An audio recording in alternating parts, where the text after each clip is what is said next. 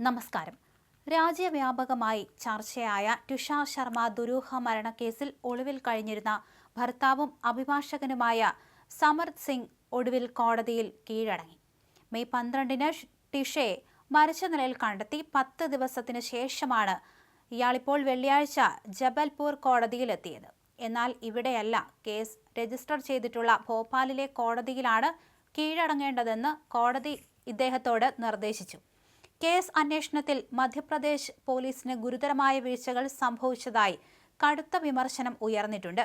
ടുഷ കെട്ടിത്തൂങ്ങാൻ ഉപയോഗിച്ചുവെന്ന് പറയുന്ന belt postmortem സമയത്ത് ഡോക്ടർമാർക്ക് മുന്നിൽ ഹാജരാക്കാൻ പോലും പോലീസ് തയ്യാറായില്ല. ടുഷയുടെ മരണസമയവും CCTV ദൃശ്യങ്ങളിലെ സമയവും തമ്മിൽ 3 മണിക്കൂറോളം വ്യത്യാസമുള്ളത് കേസിൽ വലിയ ദുരൂഹതയായി മാറിയിരിക്കുകയാണ്. ഇതിനിടെ CCTV സ്ഥാപിച്ച കമ്പനിയുടെ ഉടമ വിനോദ് വാണി നിർണായക വിവരങ്ങൾ പുറത്തുവിട്ടു. കൃത്യമായ അറ്റകുറ്റപ്പണി നടത്താത്തതുകൊണ്ടാണ് സമയത്തിൽ ഈ വ്യത്യാസം വന്നതെന്നാണ് അദ്ദേഹത്തിന്റെ വിശദീകരണം. കേസിൽ പ്രതിയായിട്ടും ഗിരിബാല സിംഗ് മാധ്യമങ്ങളിലൂടെ പൊതുപ്രസ്താവനകൾ നടത്തുന്നതിനെയും കുടുംബം ചോദ്യം ചെയ്തു.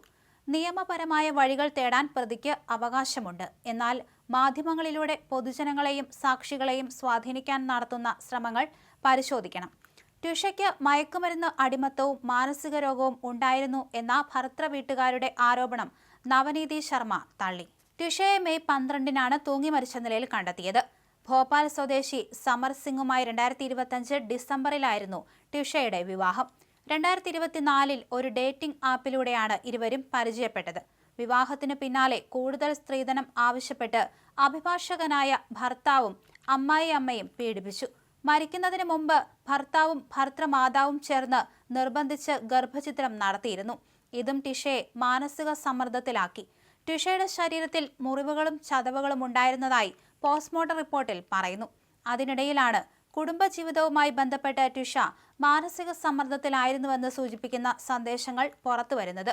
സന്തോഷകരമല്ലാത്ത ജീവിതത്തിൽ താൻ കുടുങ്ങിപ്പോയി എന്നും ടിഷ അമ്മയോടും സുഹൃത്തുക്കളോടും പറയുന്നുണ്ട്. കൂടുതൽ സ്ത്രീധനം ആവശ്യപ്പെട്ട് ഭർത്താവും ഭർത്തൃമാതാവ് ഗിരിബാല സിംഗും ടുഷയെ പീഡിപ്പിച്ചെന്ന ആരോപണവും പ്രത്യേക അന്വേഷണ സംഘം അന്വേഷിക്കുന്നുണ്ട്. എന്തായാലും സംഭവത്തിന് പിന്നാലെ ഇയാൾ ഒളിവിൽ പോവുകയായിരുന്നു. അതിനുശേഷമാണ് ഇന്ന് കോടതിയിൽ ഹാജരായിരിക്കുന്നത്. അമ്മായിയമ്മയ്ക്കെതിരെയും ഗുരുതരമായ ആരോപണങ്ങളാണ് ടുഷയുടെ കുടുംബവും അതുപോലെ തന്നെ കൂട്ടുകാരും ആരോപിക്കുന്നത്. ഇതിലെല്ലാം പോലീസിന് വ്യക്തത വരുത്തേണ്ടി വരും. കൂടുതൽ പേരെ ചോദ്യം ചെയ്യാനുണ്ടെന്ന് പോലീസ് അറിയിച്ചു.